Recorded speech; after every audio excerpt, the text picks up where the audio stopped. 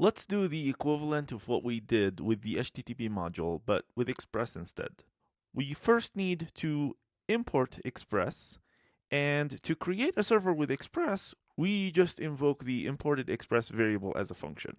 If you read the source code of the Express package, you'll find out that the default export there is just a function. Similar to the HTTP module, we also do a .lesson method on the Express server. I'll read the port from the configuration file this time. We just import config and use config.port in the listen call. The second argument to the Express listen is the success handler, which is just a function. So let's output a line that the Express server is listening on the configured port. Instead of listening to a single request event, an Express server also handles server-side routing for us. So it exposes an API to listen to certain routes. We do a server.get, specify the route we're interested in as the first argument, which is the root / in this case. And the second argument to this .get call is the event handler, which, similar to the HTTP module, receives both a request and a response object. In Express, we can use other methods to send things to the requester. For example, to send a simple string, we can use response.send here. Let's test. Curl HTTP 8080, and we get hello Express. Let's add another route. Similar syntax, this time /about.html. And here we're going to send the about page. Now let's go ahead and test that. Curl /about.html, and we get the about page. Let's also make sure that we can access this on the web. So hello Express /about.html, and about.html is the about page.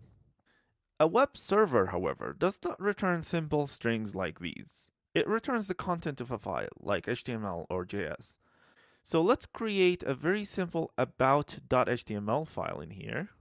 And I'm going to copy here a simple HTML template for it. And we want this template to be our reply to a requester for the /about.html route.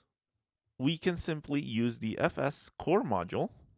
I'm going to go ahead and import fs from fs. And inside about.html, the API is read file, the path to the file. Then the callback is going to give us access to the file's data as a buffer. So we can send as a response data.toString. And we can test this by refreshing the about page. We get the HTML file. It's really that simple. But it can actually be simpler.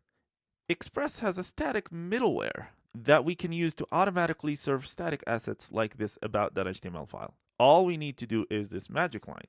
.use is how we put a middleware in the Express middleware stack, and public is where we want our static assets to be hosted on the file system.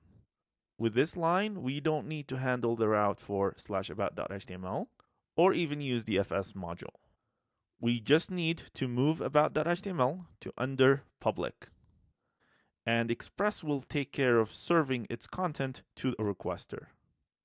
Restart the server and make sure the about.html is still working. In a production environment, we should manage static assets separately from the Node server, as there are much faster options like Nginx. To keep things simple in development though, I'm just going to use the simple Express static middleware. With Express, we can also manage a group of routes in their own module instead of having everything here in server.js. For example, we're going to manage all API requests in this API module index.js. So we import Express here. Then we create a route object by calling the router function on Express. If you're now wondering how come we can invoke Express itself and we can also invoke properties on Express, remember that a function in JavaScript is just an object, so we can attach other properties on that object. This router object is similar to the server object we used before. We can define .get calls on it and handle them in the second argument. This is an API call, so I'll send a JSON response by sending an object here. Finally, to be able to use this router, we need to export it. In the main server.js, we first import this API router, and we can use it just like any other Express middleware. First argument is the route prefix, and the API router is the second argument. To test this, go to /API, and we should see the empty data object we sent in the API module.